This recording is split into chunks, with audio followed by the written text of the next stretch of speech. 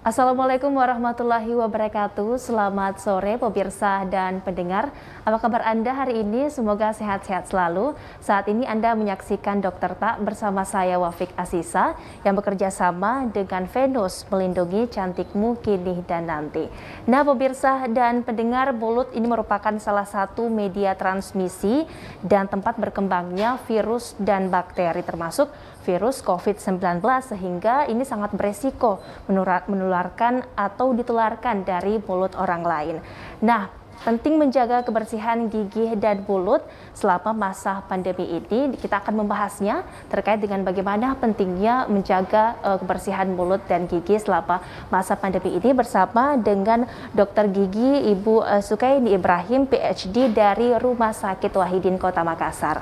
Assalamualaikum Bu Dokter. Assalamualaikum Mbak Asisa. Waalaikumsalam. Apa kabar Bu Dokter hari ini? Alhamdulillah sehat. Mbak Asisa sehat? Alhamdulillah juga sehat Dokter. Iya baik, terkait dengan kesehatan mulut dan gigi selama masa pandemi ini, seberapa penting sih Dok untuk menjaga kesehatan gigi dan mulut? Baik, terima kasih Mbak Asisa. Izinkan saya menyapa dulu pemirsa Fajar TV. Selamat sore. Assalamualaikum warahmatullahi wabarakatuh. Selamat sore dan salam sehat untuk kita semua. Terima kasih pertanyaannya Mbak Asisa.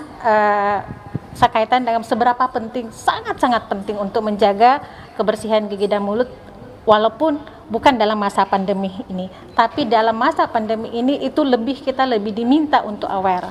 Kenapa? Karena rongga mulut itu merupakan gerbang utama, ya, gerbang utama atau dalam istilah kedokteran disebut sebagai port di entry, ya, gerbang utama dan utama masuknya makanan dan minuman beserta mikrobiota yang lainnya. Nah, kalau mikrobiota yang ada di dalam rongga mulut kita, Mbak Sisa, rongga mulut kita yang merupakan bagian kecil dari tubuh kita secara keseluruhan ini, sekecil ini, di dalamnya ada 250.000 lebih mikrobiota mikroorganisme di dalam mulut. Nah, mikroorganisme ini ada yang bisa merusak gigi, membuat halitosis, ya, nafas jadi tidak segar dan bisa merusak hingga terjadi gigi berlubang. Kalau gigi berlubang itu akan berefek.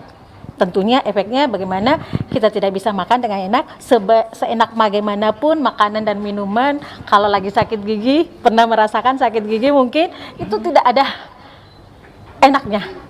Nah, ini akan berpengaruh terhadap bagaimana intake makanan kita di dalam tubuh, dan kerusakan ini bukan hanya di dalam rongga mulut, tapi akan berpengaruh secara sistemik dengan tubuh kita. Bisa saja mungkin nanti timbul penyakit-penyakit yang lain, misalnya penyakit gula, demikian.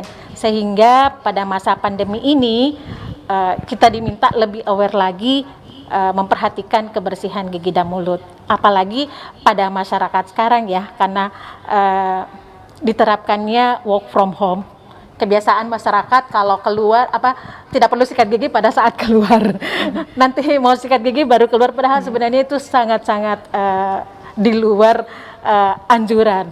Tetap melakukan sikat gigi walaupun keluar atau tidak keluar dari rumah. Iya, karena begitu. Kerja dari rumah biasanya tidak mandi, ya Dokter. Bener. Sikat gigi bener juga. Ini jangan dibuat jadi kebiasaan. Kebiasaan buruk ini yang akan memicu, bisa menjadi predisposisi timbulnya penyakit-penyakit yang lain. Sekali lagi, banyak penyakit yang bisa timbul dari rongga mulut.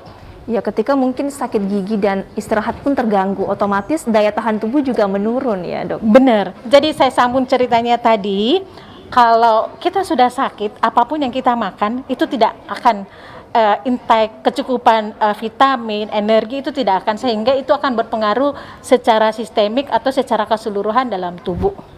Ya, jadi kalau kita mau melihat badannya sehat, pastikan dulu gigi dan mulut harus sehat.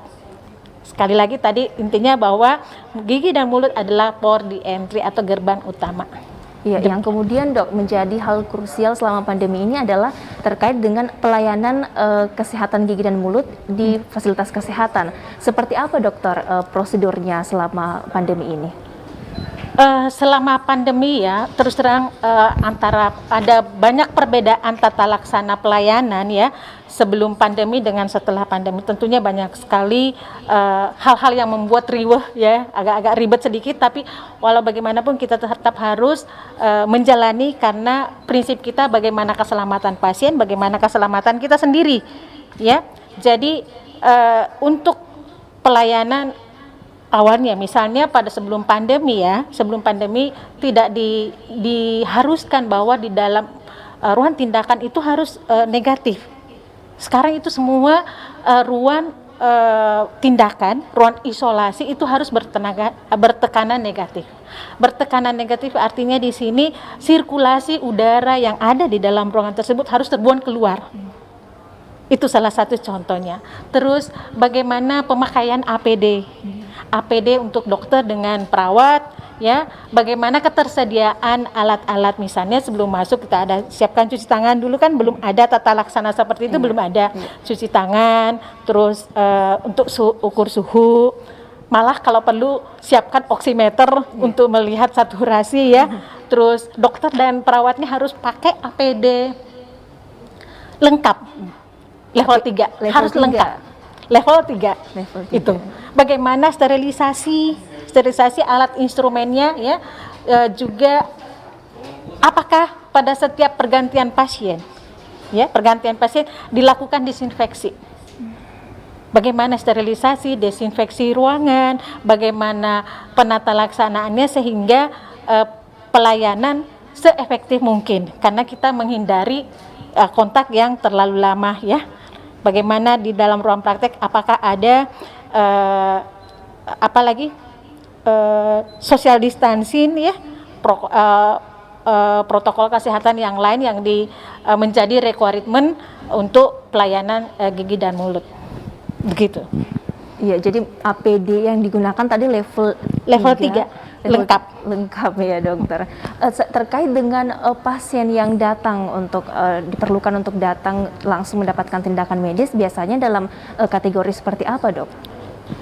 Jadi kalau untuk pelayanan gigi dan mulut itu ya, kita menganjurkan, dan bukan cuma kita yang menganjurkan, oleh WHO, Badan Kesehatan Dunia dan Persatuan Dokter Gigi Indonesia menganjurkan, menghimbau kepada masyarakat yang ingin berobat atau mengunjungi ke dokter gigi terlebih dahulu men-screening diri sendiri ya, men-screening diri sendiri. Bisa juga dilakukan pada saat sebelum datang, melakukan komunikasi lewat WA. Mbak Sisa, sekarang ada namanya teledentistry. Teledentistry ini bisa dipakai untuk telediagnosa ya, telekonsultasi. Jadi kita bisa berkonsultasi dan insya Allah dijamin kerahasiaannya antara penyedia fasilitas kesehatan dengan pasien. Jadi ini sifatnya, karena ini kan sifatnya confidential, jadi insya Allah terjamin kerahasiaannya. Jadi yang teledentistry tadi itu bisa telekonsultasi, telediagnosa ya, telediagnosa bagaimana mengumpulkan informasi-informasi sehingga diagnosa ini bisa tegak walaupun pasiennya tidak datang. Ya, informasi-informasi apa yang disampaikan, jadi sudah ada checklistnya supaya diagnosa bisa ditegakkan. Ada juga dari teledentistry ini yakni monitoring ya, monitoring apakah sebelum dan telemonitoring. Di sini ada juga triase. Jadi sebelum pasien datang, dokter giginya sudah mentriase, men-screening nih, ini urgent, emergensi atau bisa ditunda. Karena di dalam sekarang ini pada saat pandemi, seorang dokter gigi dengan tentunya didampingi oleh terapis gigi, perawat gigi harus pintar-pintar bagaimana mentriase pasien, men-screening. Tidak semua pasien bisa kita layani. Ada beberapa tindakan yang harus kita tunda ya, dengan advice, bisa juga beberapa keluhan atau keluhan pasien atau penyakit pasien bisa kita obati dengan hanya konsultasi lewat teledentistry tadi. Ya, terkait dengan telekonsultasinya tadi, Dok, bisanya diakses di mana, Dok? Itu kita bisa mengakses. Jadi sekarang ini oleh Kementerian Kesehatan bekerja sama dengan Persatuan Dokter Gigi Indonesia menganjurkan semua fasilitas pemberi pelayanan kesehatan gigi bisa diakses melalui call center umpama website, apakah dalam bentuk media yang lain misalnya Instagram itu bisa dipakai juga. Jadi call center, website dari pemberi pelayanan tersebut dan juga WA juga mungkin ya, jadi call center. Jadi luar biasa ya dokter, karena aksesnya saat ini sudah sangat-sangat mudah sekali dan pemirsa dan pendengar juga tidak perlu ragu dan khawatir untuk berkonsultasi ya dokter. Terkait kemudian dokter, apa saja yang perlu dipersiapkan ketika kemudian ada pasien yang tanda kutip memang butuh penanganan langsung, penanganan medis langsung, seperti apa dokter persiapannya? Jadi untuk penanganan, jadi dari Badan Kesehatan Dunia ya, anjuran Badan Kesehatan Dunia dan sedikit cerita dulu Mbak Asisa. Jadi COVID-19 ini kan masuk di Indonesia pada akhir Februari, awal Maret ya. Di minggu pertama kami sudah kehilangan teman sejawat. Dokter gigi yang meninggal bukan di sini. Dokter teman sejawat kami meninggal dengan tanda dan gejala hampir sama. Pada saat itu diagnosa belum tegak. Di minggu kedua ada 4 teman sejawat kami yang meninggal. 4 dalam 1 minggu dengan tanda dan gejala yang kalau disandingkan dengan sekarang gejalanya itu COVID. Jadi pada saat itu kita oleh Persatuan Dokter Gigi, oh ini COVID. Karena waktu itu kan belum tegak ya, belum jelas ini benaran COVID atau tidak. Atas dasar itulah sampai Persatuan Dokter Gigi Indonesia tentunya berpedoman pada Badan Kesehatan Dunia ya, dalam hal ini WHO mengeluarkan maklumat ceritanya, semacam maklumat. Halo semua dokter gigi, ini loh yang perlu ditangani dan ini yang tidak perlu ditangani. Jadi sudah ada pengkategorian. Misalnya untuk yang emergensi silahkan dilayani Bapak Ibu sekalian, mudah-mudahan tidak ada yang mengalami seperti itu yang emergensi ya. Misalnya gigi yang bengkak, nyeri hebat yang tidak bisa ditahan. Itu silahkan berkunjung ke fasilitas kesehatan. Terus gigi dan mulut itu bengkak banyak yang bengkak ya, tapi dalam hal ini yang dikategorikan emergensi adalah bengkaknya yang menghalangi perjalanan nafas, yang mengganggu. Yang emergensi di sini, yang dimaksud emergensi di sini yang membahayakan jiwa pasien itu sendiri. Ada juga yang untuk fraktur ya, fraktur karena trauma. Jadi mau tidak mau harus ke dokter gigi atau fasilitas kesehatan gigi. Dan selanjutnya ada tiba-tiba keadaan perdarahan yang tidak bisa dikontrol. Tidak bisa dikontrol dan itu mau tidak mau harus dilayani di pelayanan kesehatan, dalam hal ini ke dokter gigi ataukah ke rumah sakit. Itu. Ya, baik. Jadi betul-betul di screening ya dokter. Di screening betul. Mendapatkan maksudnya mendapatkan tindakan medis dari dokter, karena tentunya dokter gigi sangat berisiko juga untuk terpapar COVID-19. Sampai sekarang Mbak, per tanggal 17 kemarin ada hampir 2.000 nakes yang sudah meninggal di Indonesia. 98 itu dokter gigi.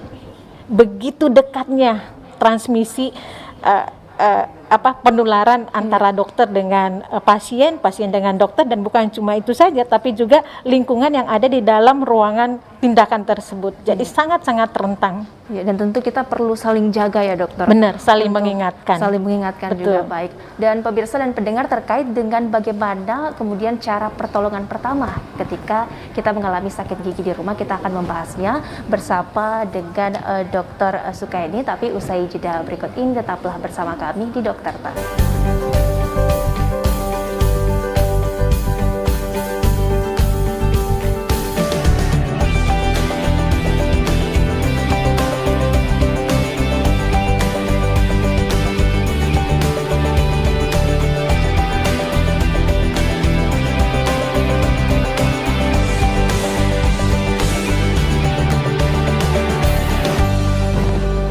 Anda Anda kembali menyaksikan Dokter Ta, pemirsa dan pendengar, masih bersama dengan Dokter Eni dari Rumah Sakit Wahidin, Kota Makassar.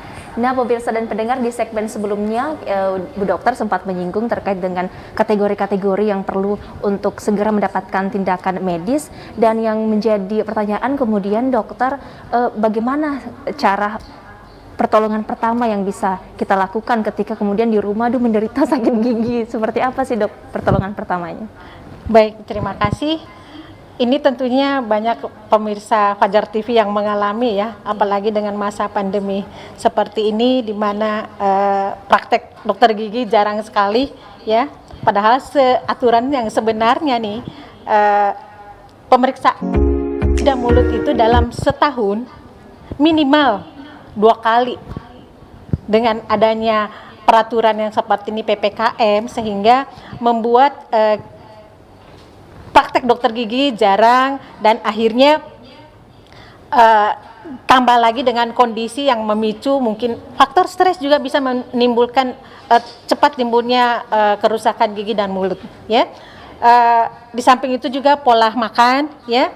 Nah, apabila pemirsa Fajar TV ada yang mengalami demikian sakit, itu pertama kali bisa kontak dengan dokternya ya, dengan melalui ya media tadi ya, teledentistry, ataukah melalui website cari tahu. Dan kalau memang sakit, setelah dokternya anjurkan untuk memberikan obat, dan obatnya sekian hari untuk dikonsumsi ternyata tidak ada perubahan, silahkan hubungi lagi dokternya. Tentunya dalam hal ini, pada saat konsumsi, pada saat sakit gigi itu jangan pernah sekali-sekali pun lalai dengan sikat gigi. Walau sakit bagaimanapun, gigi tetap harus dibersihkan, tetap sikat gigi dengan teratur dan baik. Ya, jadi kebersihan gigi juga harus dijaga ya dokter.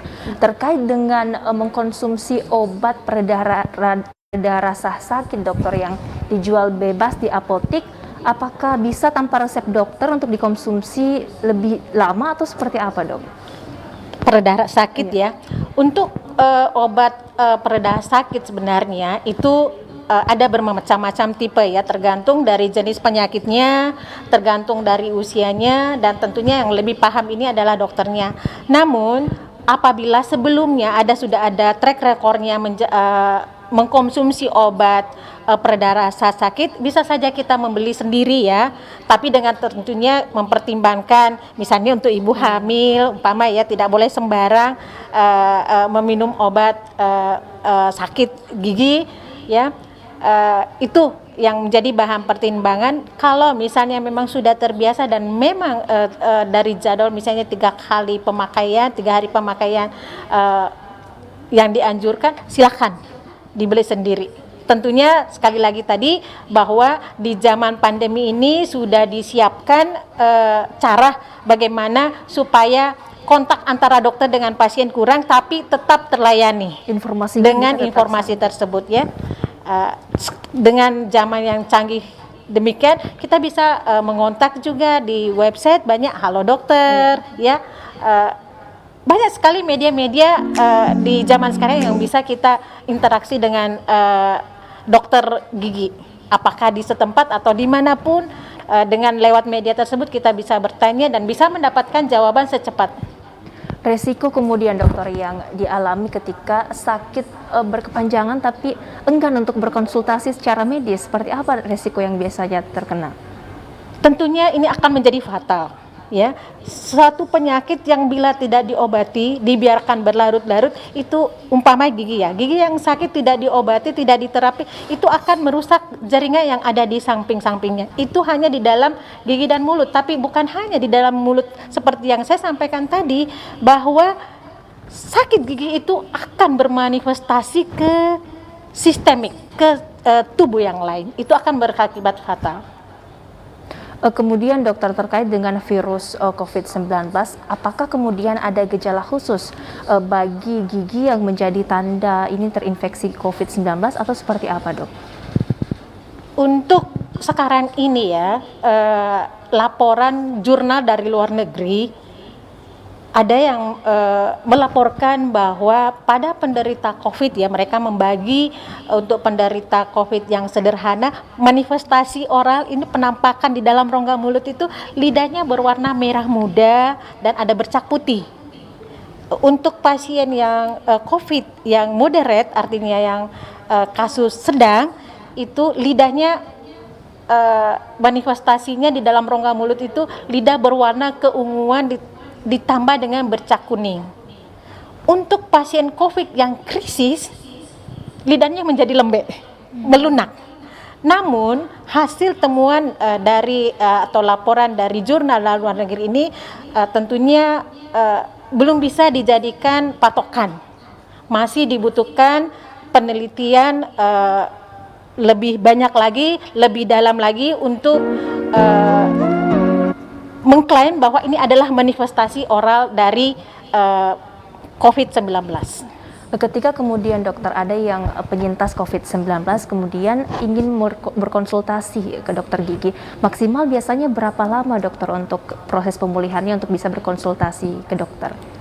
Untuk konsultasi pasien yang telah menderita COVID ya, tentunya setelah ada screening terakhir ya, setelah mendapatkan hasil screening terakhir bahwa nilainya negatif, sudah bebas dan kemungkinan kondisi badannya sudah bagus, karena orang walaupun hasilnya negatif Mbak Asisa, tapi mungkin karena masa pemulihan alangkah baiknya mungkin kalau tidak terlalu emergensi tunda-tunda dulu, karena kita menganjurkan kalaupun misalnya ke dokter gigi kurangi kalau sebisa mungkin jalan sendiri. Oleh karena itu tunggu dulu masa pemulihannya benar-benar, walaupun sudah negatif tapi tunggu dulu pemulihannya benar-benar sudah oke, baru ke dokter gigi. Sekali lagi, kalau ke dokter gigi usahakan jalan sendiri. Kalaupun perlu ditemani, ya mungkin temannya hanya menunggu di luar supaya mengurangi kontak.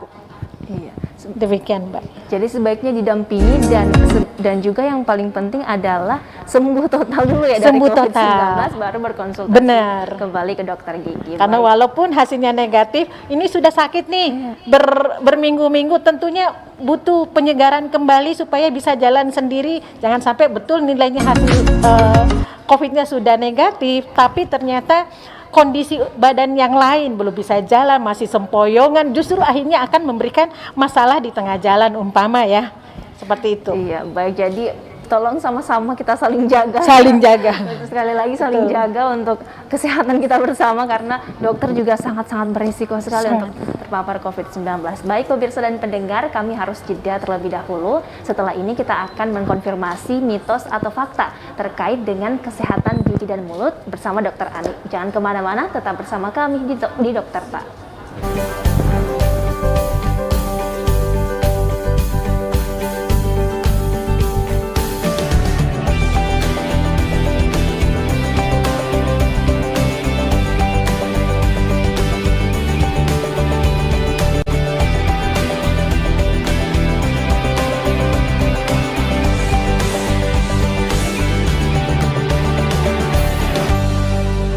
Dokter Tak, kami lanjutkan pemirsa dan pendengar. Kita masih akan berbincang bersama dengan Ibu Dr. Sukaini Ibrahim PhD dari Rumah Sakit Wahidin Kota Makassar. Nah, di segmen kali ini Bu Dokter kita akan bermain games tentang mitos atau fakta, karena bisa dibilang banyak sekali informasi-informasi yang beredar di masyarakat yang bisa dibilang tidak bisa dipertanggungjawabkan kebenarannya, Dok. Jadi kita akan konfirmasi langsung pemirsa dan pendengar bersama dengan Ibu Dokter Edi. Jadi saya langsung mulai saja ya, Dok, ya, mitos atau faktanya. Boleh. Sudah siap Bu Dokter? Siap, kita main game. Oke, jadi yang pertama Bu Dokter, mitos atau fakta? Semakin banyak pasta gigi yang digunakan, maka gigi akan semakin bersih. Mitos. Mitos ya, Dokter. Bisa dijelaskan bagaimana sih, Dok, penggunaan pasta gigi yang baik dan benar? Baik. Untuk sikat gigi ya, jadi tidak tergantung banyaknya jumlah pasta gigi atau jenis pasta gigi yang digunakan. Yang terpenting adalah bagaimana cara sikat gigi dengan baik dan benar dan tepat waktu. Harus tepat waktu juga ya, Dok. Rongga mulut apabila kita sudah makan 5 sampai 7 jam kemudian bakteri di dalam rongga mulut itu sudah mulai bekerja.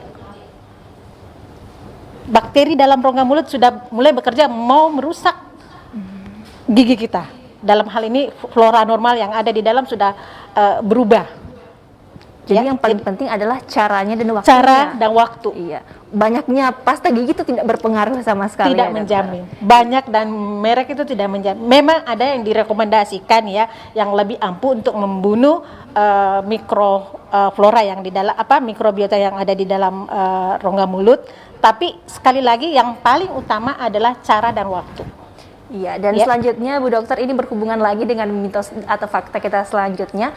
Sikat gigi langsung setelah makan itu baik, mitos atau fakta? Sekali lagi mitos. Sekali lagi mitos. Ya, langsung sikat gigi itu tidak benar, tidak bagus. Ya, tunggu sekitar 30 menit kemudian baru kita sikat gigi. Oleh karena apa? Itu enzim-enzim yang di dalam rongga mulut habis makan nih, kerja sama enzim dengan makanan itu masih berlangsung, jadi kasih jeda waktu 30 menit baru kita sikat gigi, minimal 30 menit. Kalau langsung sikat gigi itu apakah langsung juga membuat gigi menjadi rusak atau seperti apa, Dok? Sebenarnya untuk menjadi rusak sebenarnya tidak, ya. Tidak ada penelitian yang menyatakan bahwa itu akan menjadi rusak. Cuma sekali lagi enzim yang ada dalam rongga mulut masih bekerja, ya. Terus ada rasa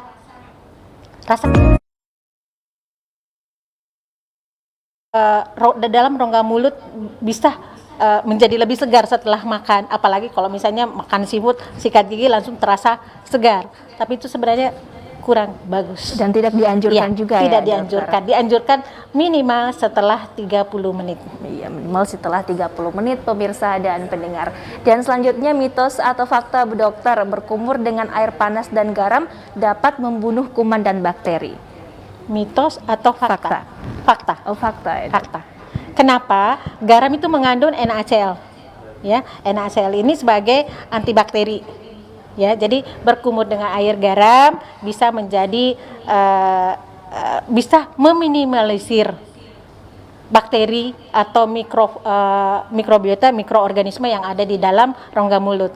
Mbak Sisa, kalau orang tua zaman dulu suruh kumur sampai ke dalam nih, sekitar 45. Itu tujuannya apa? Tujuannya supaya semua mikroorganisme, dalam hal ini virus, bakteri, jamur bisa apakah tertelan dengan ini atau keluar dengan. Jadi air hangat dan garam itu juga berpengaruh untuk tenggorokan juga ya, Dokter. Benar. Kalau kita mengutip dari Rasulullah, salah satu olahraga dari Rasulullah itu berenang di air laut. Kenapa? Karena air laut itu bisa menetralisir semua menjadi menormalkan kandungan-kandungan yang ada di kandungan garam yang ada di air laut, di air garam itu bisa menjadi antiseptik. Ya, jadi fakta pemirsa dan pendengar. Dan selanjutnya Bu Dokter, mitos atau fakta gigi yang sehat adalah gigi yang berwarna putih.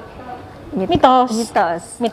Tidak semua gigi yang putih adalah gigi yang sehat. Ada gigi yang kelihatannya putih, padahal sebenarnya di dalamnya rusak. Ada gigi yang kelihatannya putih tapi banyak karang giginya di belakang, di dalamnya, ya. Ada juga dia putih karena memang faktor sejak lahir. Jadi sekali lagi itu mitos ya, Dok. Kemudian ada giginya yang kuning tapi itu bawaan juga atau faktor lain, Dokter, seperti apa? Itu karena faktor lain. Misalnya pada saat, sekali lagi yang seperti yang saya sampaikan tadi, bahwa pada ibu-ibu hamil, hati-hati. Tolong konsultasikan dulu ke dokternya sebelum mengkonsumsi obat. Karena ada masa di mana ibu-ibu yang minum obat antibiotik ini akan berpengaruh terhadap janinnya. Jadi ada masa tiba-tiba bayinya lahir normal, tapi dengan seiring pertumbuhan ternyata gigi anaknya kekuningan, bahkan ada spot-spot hitam. Itu karena pengaruh dari pemakaian antibiotik pada ibu hamil, pada masa ibu hamil yang kurang akurat. Makanya sekali lagi ibu, dan ini Mbak Asisa, bahwa ibu hamil ini sangat rentan terjadinya penyakit karies atau gigi berlubang. Karena apa? Karena kalau orang hamil pada trimester pertama ada yang namanya morning sickness, mual terus akhirnya sisa asam yang tertinggal di rongga mulut ini itulah yang akan memicu terjadinya demineralisasi atau hilangnya mineral di dalam rongga mulut, ya.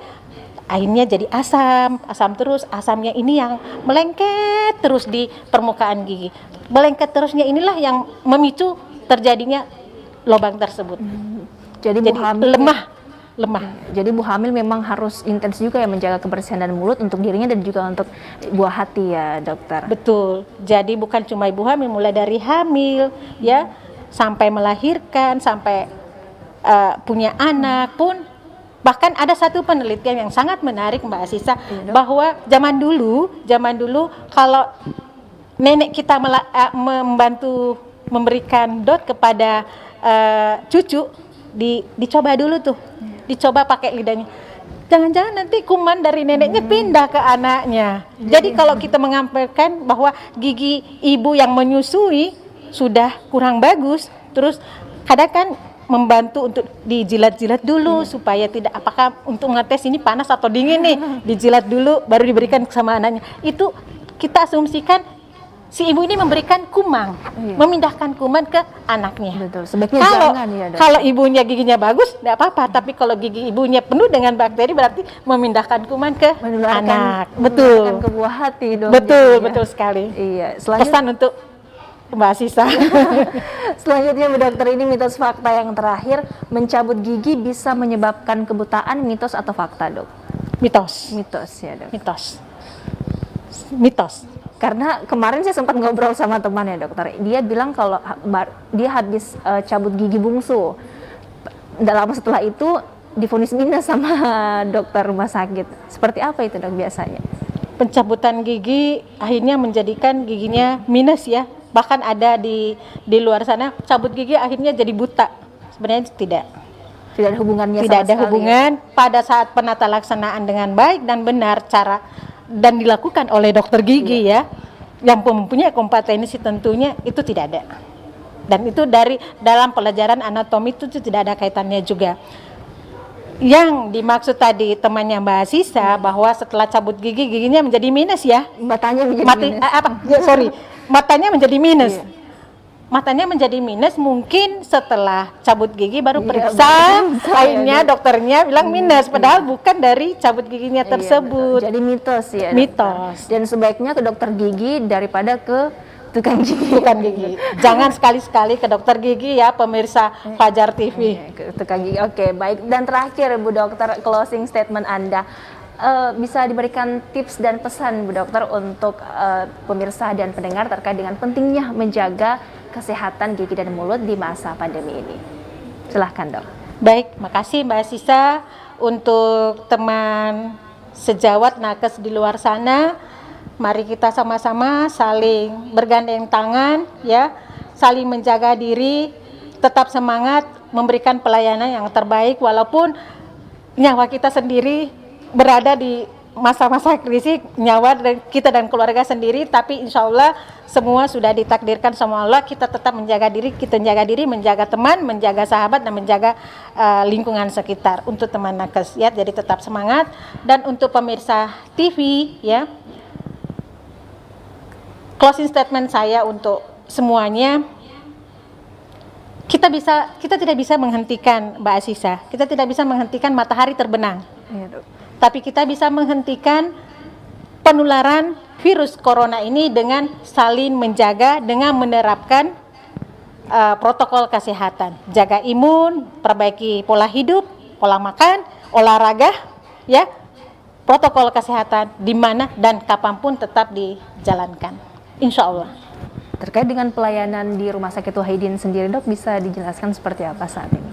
Untuk pelayanan gigi dan mulut di Rumah Sakit Wahidin ya, karena kami merupakan rumah sakit rujukan ya, jadi pelayanan gigi dan mulut itu tidak langsung dari FKTP atau puskesmas, tapi merupakan rujukan dari rumah sakit tipe B ataukah, jadi kami ada dua macam nih rujukan dari rumah sakit tipe B atau internal rujukan, misalnya dari bagian THT, dari bagian radiologi. Untuk pasien ini sebelum penanganannya kami melakukan screening, kita meminta dulu sebelum masuk ke ini poli, minta dulu kartu hasil pemeriksaan swabnya ya. Kalau misalnya memang negatif, oke, kita persilahkan untuk melakukan tindakan tentunya sesuai dengan protokol kesehatan. Untuk yang belum mendapatkan pemeriksaan COVID, kami konsul untuk pemeriksaan COVID terlebih dahulu. Luar biasa, terima kasih banyak Bu Dokter untuk waktunya hari ini. Terima kasih banyak juga sudah berbagi informasi yang berharga untuk kami dan pemirsa dan pendengar di rumah saat ini juga. Terima kasih banyak sudah menyaksikan Dokter Ta. Sekali lagi terima kasih Bu Dokter, sehat selalu Bu Dokter dan tim. Dan pemirsa dan pendengar, saya Wafik Asisa mewakili seluruh kerabat kerja yang bertugas pamit. Terima kasih. Wassalamualaikum warahmatullahi wabarakatuh. Waalaikumsalam.